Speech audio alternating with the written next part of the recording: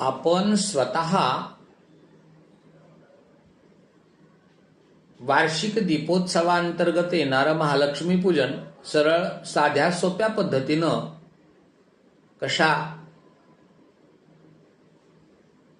उपलब्ध साहित्य सामग्रीसह करता येईल या अनुषंगाने ही एक सोपी पद्धती आपल्याला देत आहे। या पद्धतीमध्ये आपण परंपरेप्रमाणे महालक्ष्मी पूजनाची पूर्ण स्थापना करून घ्यायची असेल, कुणाकडे कलश असेल, कुणाकडे महालक्ष्मीची प्रतिमा असेल, आपल्या पूर्व परंपरेप्रमाणे यथाविहित महाकाली, महालक्ष्मी आणि महासरस्वती अर्थात वही, पेन, रजिस्टर, दौत, पेन इत्यादी सर्व स्थापित करावं। नाण्याच्या रूपामध्ये जर महालक्ष्मी असेल तर ती महालक्ष्मी घ्यावी, अन्यथा चलनाच्या रूपामध्ये असेल तर ती घ्यावी, मागील बाजूस महालक्ष्मीचा फोटो मांडावा इत्यादी सर्व पूर्व तयारी अगोदर करून घ्यावी। बसत असताना आपल्यासमोर पेला, पळी, ताम्हण इत्यादी सर्व साहित्य जवळ घ्यावं। हळदी, कुंकू, गुलाल, अक्षदा, फूल, सुगंधी द्रव्य, दिवा चालू करावा। तेलाचा, तुपाचा दिवा ही पूर्व तयारी सर्व करून घ्यावी। आता आपण पूजेला प्रारंभ करूया। डोळ्याला थोडंसं पाणी स्पर्श करून घ्यावं। नेत्रोदक स्पर्शनम, आपल्या माता, पिता, गुरु, कुलदेवता इत्यादिकांचं स्मरण करावं आणि उजव्या हातामध्ये पाणी घेऊन त्यामध्ये गंध, अक्षत, फूल, पैसा, सुपारी जे उपलब्ध साहित्य असेल ते उजव्या हातामध्ये घ्यावं आणि त्या ठिकाणी आपल्या गोत्राचा, आडनावाचा, शुभनावाचा, माहीत असेल तर जन्मनावाचाही उल्लेख करावा आणि पुढील संकल्प म्हणावा। मम आत्मनः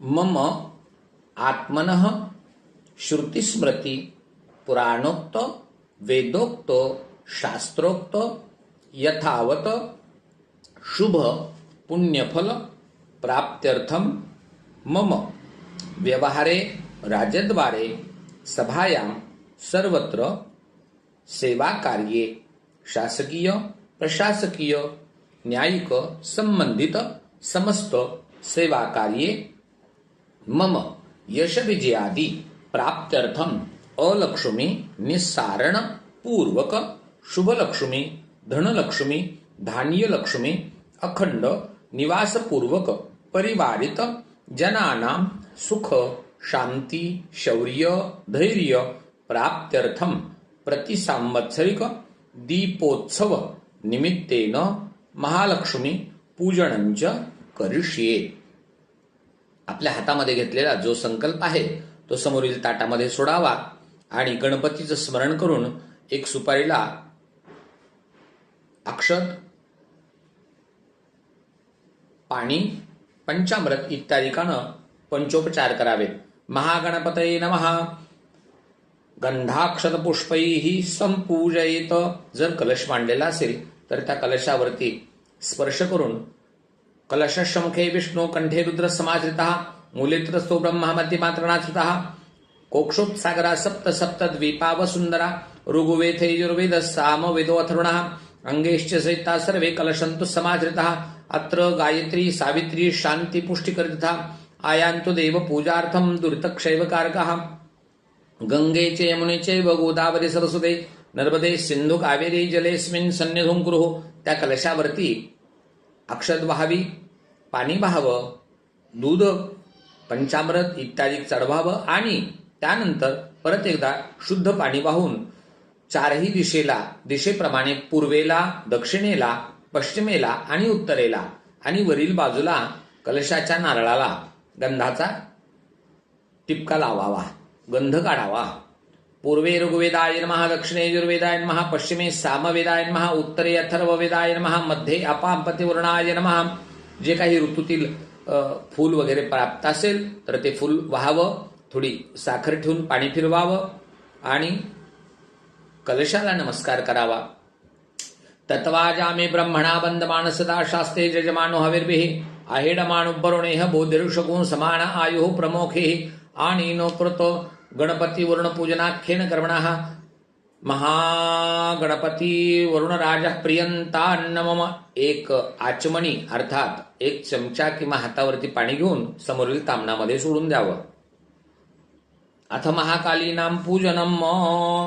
जे पेन, दौत इत्यादी आहे त्याला गंध, अक्षत, फूल, सुगंधी द्रव्य अर्थात अत्तर इत्यादी वाहून त्या ठिकाणी थोडा नैवेद्य ठेवून नमस्कार करावा. संप्रार्थयेत नमो देव्यै महादेव्यै शिवायै सत्तन्नमः नमः प्रकृतिभद्रायै नियता प्रणता स्मृताम्. संप्रार्थयेत सर्वमंगलमांगल्ये शिवे सर्वार्थसाधिके शरण्ये त्र्यंबके गौरी नारायणी नमोस्तुते. जी काही वही आहे त्या वही, रजिस्टर, सरस्वती रूपा जे काही साहित्य आपण त्या ठिकाणी ठेवलेलं आहे त्यालाही गंध, अक्षत, फूल, हळदी कुंकू, अत्तर इत्यादी सर्व वाहून थोडासा जो मुरमुरे इत्यादी जो प्रसाद आपण केलेला असेल तर तो प्रसाद त्या ठिकाणी ठेवावा आणि नमस्कार करावा. पावकानः सरस्वती वाजेभिर्वाजिनेवते यज्ञं वष्टु धिया वसोः. संप्रार्थयितोम या कुंदेन्दुतिशारारदवलाया शुभ्रवस्त्रावृता या वीणावरदण्डमण्डितकरा या श्वेत पद्मासना या ब्रह्माचित शंकर प्रवृतिभिर्देवीर् सदा वन्दिताम्. सा मां पातु सरस्वतीं भगवतीं निःशेषजाड्यापहा. सरस्वते नमः नमस्कारं करोमि.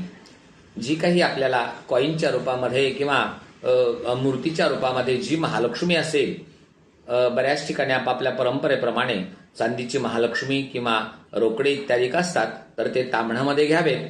त्याला अक्षत व्हावी, यथाउचित 2 वेळा पाणी घालावं, 5 वेळा पंचामृत घालावं, परत एकदा पाणी घालावं आणि त्यानंतर गंधाक्षत फूल व्हावं, अत्तर इत्यादी व्हावं. आणि जर आपल्याला श्रीसूक्त, हिरण्यसूक्त येत असेल तर त्याचं पठण करावं किंवा महालक्ष्मीच्या या 2-3 मंत्रांपैकी कुठल्याही मंत्राचं यथाउचित 28 वेळा 108 वेळा स्मरण करत त्यावरती जलधारा लावावी.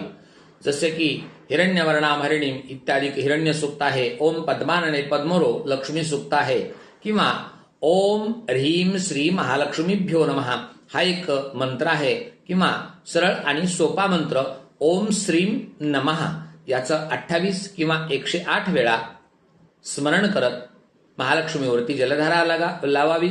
आणि हे पूर्ण झाल्यानंतर महालक्ष्मीचा कुठल्याही प्रकारचा आवाज न येऊ देता कपड्यानं ती महालक्ष्मी रोकडे इत्यादी जी आहेत तर ती स्वच्छ करून घ्यावीत. अमृत अभिषेक असतो असा उच्चार करावा आणि सदरील महालक्ष्मी एका प्लेटमध्ये, ताटामध्ये जे काही आपलं नियोजन असेल त्याप्रमाणे ते पात्रामध्ये ठेवून तिला हळदी, कुंकू, मूग, धने, ऋतुप्राप्त फल, ऋतुप्राप्त फुलं, अत्तर इत्यादिकांनी सुशोभित करावं, त्या ठिकाणी समर्पित करावं. जर का महानैवेद्य असेल तर महानैवेद्यही समर्पित करावा. महालक्ष्म्यै नमः गंधाक्षत पुष्पैः संपूजयेत. आणि त्यानंतर ती महालक्ष्मी, महाकाली, महालक्ष्मी आणि महासरस्वती अशा या 3ही वरती मुख्य पीठावरती मांडाव्यात. जर फोटो लावलेला असेल तर त्या फोटोला गंधाक्षत फूल, वस्त्रमाळ, हार इत्यादी अर्पण करावं. आणि जर उपलब्ध असेल तर शमीपत्र किंवा त्याबरोबर आणखीन सुरुवातीला सांगितल्याप्रमाणे जे काही महालक्ष्मीची प्रतीकं मांडलेली आहेत, एक डोळ्याचा नारळ असेल, कवडी असेल, श्रीयंत्र असेल, अष्टधातू असेल, कश्वा असेल, पगली असेल, मुरड सेंग असेल, भाग्यलक्ष्मी इत्यादी सर्व यंत्र वगैरे ते आजूबाजूला त्या ठिकाणी ठेवावे आणि सगळ्यांचं स्मरण करावं की वर्षभर माझ्याकडे येणारी अलक्ष्मी निस्सारण होऊन शुभलक्ष्मी, धनलक्ष्मी आणि धान्यलक्ष्मी अखंड निवास करो. मुलाबाळांसहित परिवारातील सर्व सदस्यांना आरोग्य, धनसंपदा, शौर्य, धैर्य इत्यादी प्राप्त हो अशी अंतःकरण भावातून प्रार्थना करावी आणि हात जोडून नमस्कार करावा. आणि त्यानंतर आपल्या आजूबाजूला ठेवलेले महालक्ष्मीची काही प्रतीकं असतात, जसे की केरसुनी आहे, काही जुन्या याच्यातील माप असतील, तर या इत्यादिकांचं सर्व पूजन करून घ्यावं. आणि हे पूजन झाल्यानंतर जे आपण 5 दिवे, 3 दिवे, 2 दिवे जे काही दीपोत्सवाच्या निमित्तानं लावलेले आहेत, तर त्या दीपोत्सवाच्या निमित्तानं लावलेल्या दिवांमध्ये 2 दाणे मुरमुऱ्याचे, 2 दाणे धन्याचे, 1-2 फुलांच्या पाकळ्या इत्यादी अशा पद्धतीनं व्हाव्यात की दिवा शांत होणार नाही. आणि त्यानंतर दिव्याला नमस्कार करावा. शुभम करोति कल्याणम आरोग्यम धनसंपदा शत्रुबुद्धी विनाशाय दीप ज्योतिर्नमोस्तुते. भो दीप दीपरूपस्त्वं कर्म साक्षीय विघ्नकृत यावत पूजन समाप्त्यर्थम तावत त्वं सन्निधो भव. दीपनाथाय नमः नमस्कारं करोमि. यानंतर आपली जी काही श्रद्धास्थानातील आरती असेल तर ती भगवतीची यथाउचित आरती करावी. आणि आरती झाल्यानंतर कापूर इत्यादी लावून आपणही ती आरती घ्यावी. आधी देवीची आरती करावी, नंतर आपणही आरती घ्यावी. आणि त्यानंतर हातामध्ये फूल, अक्षत इत्यादी घ्यावं. महालक्ष्मीचे विद्महे विष्णुपत्नीचे धीमहे तन्नो लक्ष्मी प्रचोदयात असं म्हणून सदरील आपल्या हातातील अक्षता, फुल इत्यादी ते भगवतीवरती समर्पित करावीत. आणि स्वतःभोवती एक परिक्रमा अर्थात एक प्रदक्षिणा करावी. आणि परत खाली बसून भगवतीचं स्मरण करावं. नमस्तेस्तु महामाये श्रीपीठे सुरपूजिते शंखचक्र गदा हस्ते महालक्ष्मी नमोस्तुते. परत एकदा थोड्याशा अक्षता, फूल आणि धने इत्यादी महालक्ष्मीवरती व्हावं. महालक्ष्मीवरती उजवा हात ठेवावा आणि अंतःकरणातून भगवतीला प्रार्थना करावी आणि उच्चार करावा. महालक्ष्मी देवता मम ग्रहे मम व्यवहारे चिरकाल पर्यंतम स्थिरो भव स्थिरो भव स्थिरो भव असं म्हणून भगवतीला नमस्कार करावा. त्यानंतर आपण स्वतः प्रसाद घ्यावा. मुलं बाळ किंवा घरातील परिवारातील सर्व सदस्यांनाही तो प्रसाद द्यावा. आणि सर्वांनी मिळून भगवतीची यथाउचित जी काही आपली प्रार्थना असेल ती प्रार्थना एकदा करावी. अवाहनम न जानामी तवार्चनम पूजांचैव न जानामी क्षमस्व परमेश्वरी. अर्थात जी केलेली सेवा आहे, उपलब्ध जे काही द्रव्य, जे काही वस्तू, जी काही फुलं जी काही प्राप्त झाली, त्यामुळं त्यातून केलेली सेवा ही अगदी अंतःकरण भावातून आहे, ती आपण समर्पित करून घ्यावी. असं म्हणून भगवतीला शक्य असेल तर साष्टांग दंडवत घालावा किंवा हात जोडून पाया पडावं, वडीलधाऱ्यांच्या पाया पडावं आणि दीपोत्सवाचा आनंद घ्यावा. होईल तोपर्यंत आता फटाक्यांचा वापर केला जातो, परंतु मूळ संस्कृतीप्रमाणे, मूळ परंपरेप्रमाणे एक वाद्य किंवा आनंदमयी वातावरण निर्मिती झाल्यानंतर आपल्या आनंदोत्सवाचा प्रतीकाचा विषय म्हणून या ठिकाणी फटाके वाजवले जातात. परंतु ते आरतीच्या वेळी वाजवू नयेत. आरती झाल्यानंतर, दीपोत्सव झाल्यानंतर, आपण प्रसाद इत्यादी घेतल्यानंतर मग मुलाबाळांना सुरक्षित ठेवून त्यांच्याबरोबर आपण स्वतः थांबून फटाक्याचा आनंद घ्यावा. मूळ परंपरेप्रमाणे फटाक्याचा महालक्ष्मी पूजनाशी कुठलाही संबंध नाही. तो एक आनंदोत्सव आहे आणि त्याचाही यथाविहित आनंद घ्यावा. ओम शांती शांती शांती. दुसऱ्या दिवशी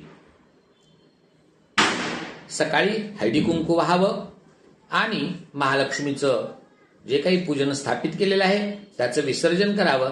परंतु उत्तर पूजा करू नये. कारण का तर महालक्ष्मी ही कायम आपल्याकडे निवासी असावी, यासाठी तिची उत्तर पूजा होत नाही. त्यामुळं भगवतीला प्रार्थना करावी की मांडलेल्या पूजेतून तुला विसर्जन करत आहे, परंतु माझ्या घरामध्ये व्यवहारासाठी, सुखसमृद्धीसाठी तू अशीच प्रसन्न राहावी, असे म्हणून प्रार्थना दुसऱ्या दिवशी करावी आणि पूजेचं विसर्जन करावं.